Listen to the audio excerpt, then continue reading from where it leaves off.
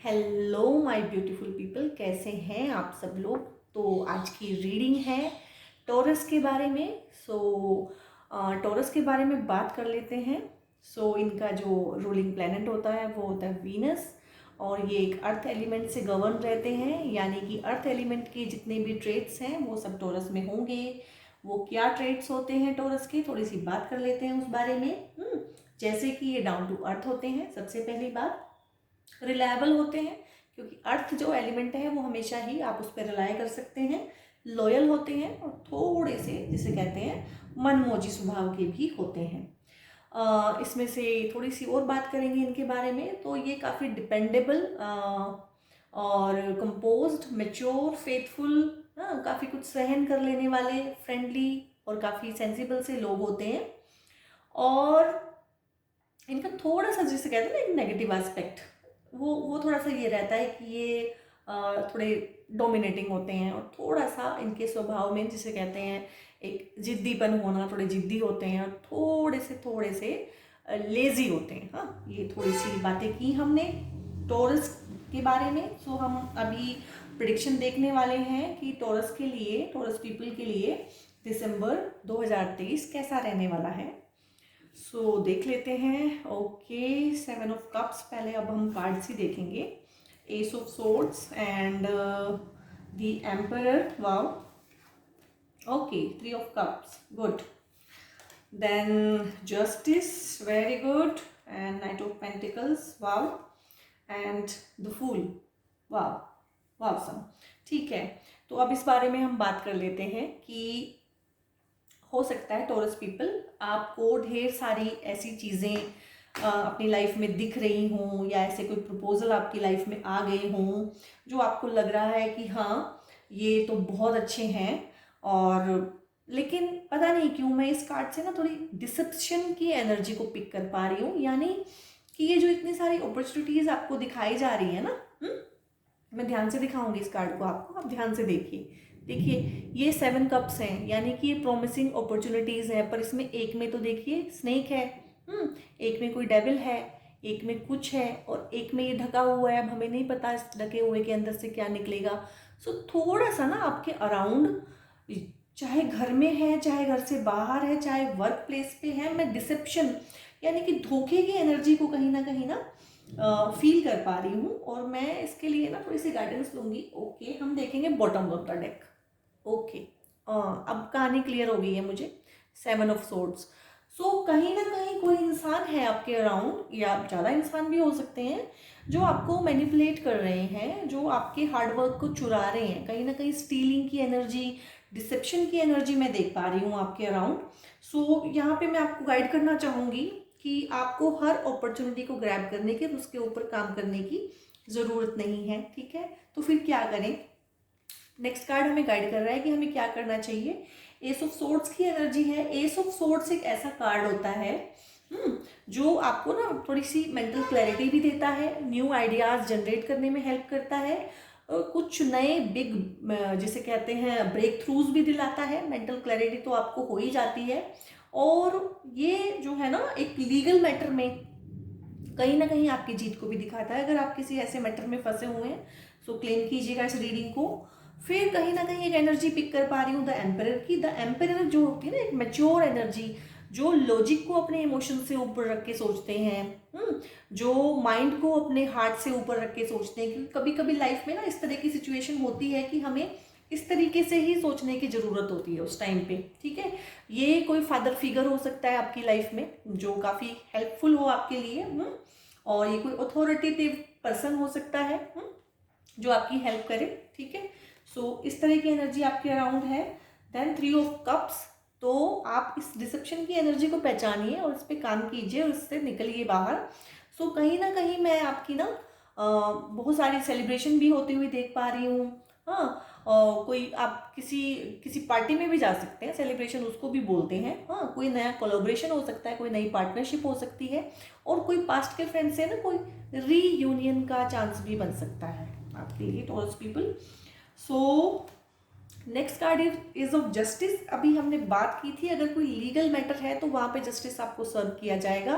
आपके फेवर में है, नहीं फेवर में है, मैं नहीं बता सकती हूँ, क्योंकि जस्टिस सर्व किया जाएगा। आप सही हैं तो आपके फेवर में होगा, आप सही नहीं है तो दूसरे के फेवर में हो जाएगा, लेकिन जस्टिस सर्व किया जाएगा। जो भी लीगल मैटर आपका चल रहा है इसको क्लेम कीजिएगा, ठीक है। इसके बाद है night of pentacles. So night of pentacles एक ऐसी एनर्जी होती है जो, जिसे कहते हैं ना, काफ़ी मेच्योर सी एक एनर्जी होती है, जिसने काफ़ी कुछ सोच समझ के अपनी प्लानिंग के हिसाब से अपने प्लान्स को अच्छे से एग्जीक्यूट करने के बाद कुछ बनाया होता है, कुछ अपने लिए सिक्योर किया होता है। वो मनी भी हो सकती है, वो रिश्ते भी हो सकते हैं। सो काफ़ी एक सधी हुई सी, काफ़ी अच्छी सी एनर्जी मैं आपकी दिसंबर में होते हुए देख पा रही हूँ। इसके बाद आता है card the fool. The fool card होता है, this is the card of innocence. हाँ, तो आप इनोसेंट की एनर्जी में कहीं ना कहीं मेरे को जाते हुए दिख रहे हैं। कोई नई बिगनिंग कर सकते हैं, पुराने को, पास्ट को छोड़ के बिल्कुल ही एक नई दिशा से अपनी लाइफ की जर्नी शुरू कर सकते हैं। और आप में पोटेंशियल है न्यू बिगनिंग का, न्यू अपॉर्चुनिटीज़ आपको मिल सकती हैं। और इसमें ये है कि यूनिवर्स आपकी साइड है, आप इस चीज़ पे फेथ रखिएगा, ठीक है।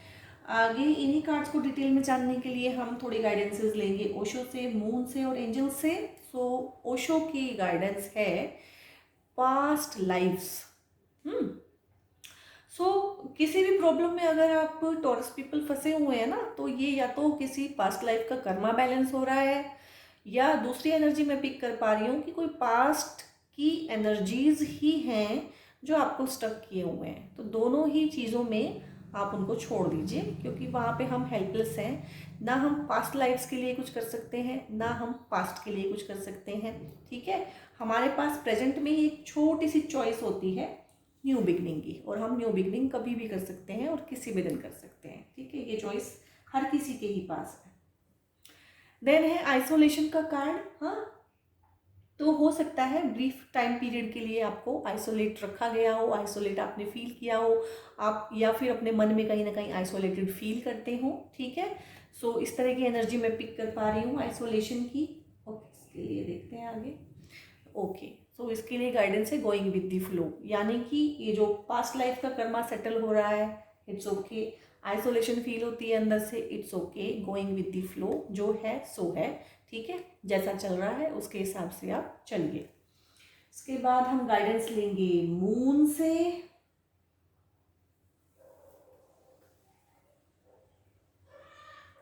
फंस गया, अब मैं दोनों को ही देखूंगी अब, क्योंकि ये निकल ही नहीं रहे हैं तो मुझे ये दोनों ही देखने पड़ेंगे, ठीक है। Conclusions are within reach, यानी कि जो चीज़ें भी आप चाहते हैं वो कंक्लूड हो जाएंगी, वो विद इन रीच है।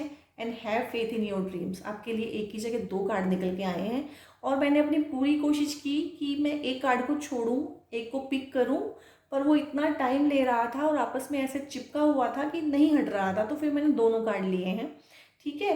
तो कंक्लूजन्स विद इन रीच है, और आप अपने ड्रीम्स में फेथ रखिए, ठीक है। ये दो गाइडेंस हैं, और मून की और भी गाइडेंसेस हमने लेनी है, ठीक है। Step out of your comfort zone, ठीक है। आप कंफर्ट जोन से अपने बाहर आ जाइए, अगर किसी भी तरह के कंफर्ट जोन में है। बहुत बार हम पास्ट में स्टक हो जाते हैं और वही हमारा कंफर्ट जोन बन जाता है, ठीक है। तो अगर आप पास्ट में स्टक होके सोचेंगे कुछ अलग तरह का फ्यूचर आपका बन जाए, तो मुझे आप लॉजिकली बताइए कि ये कैसे होगा, ठीक है। तो आपको अपने कंफर्ट जोन से बाहर आना है, अपने पास्ट से बाहर आना है। A personal issue reaches resolution, तो कोई भी अगर पर्सनल प्रॉब्लम चल रही है, हाँ कोई इशू है आपके अराउंड, सो उसका रेजोल्यूशन हो जाएगा, विद इन रीच है ये सब कुछ, ठीक है। इसके बाद हम देखते हैं एंजल की गाइडेंस। ओके, तो एंजल्स आपको कह रहे हैं कि हम आपको सिग्नल्स भेज रहे हैं, हम आपको साइन भेज रहे हैं रेगुलरली।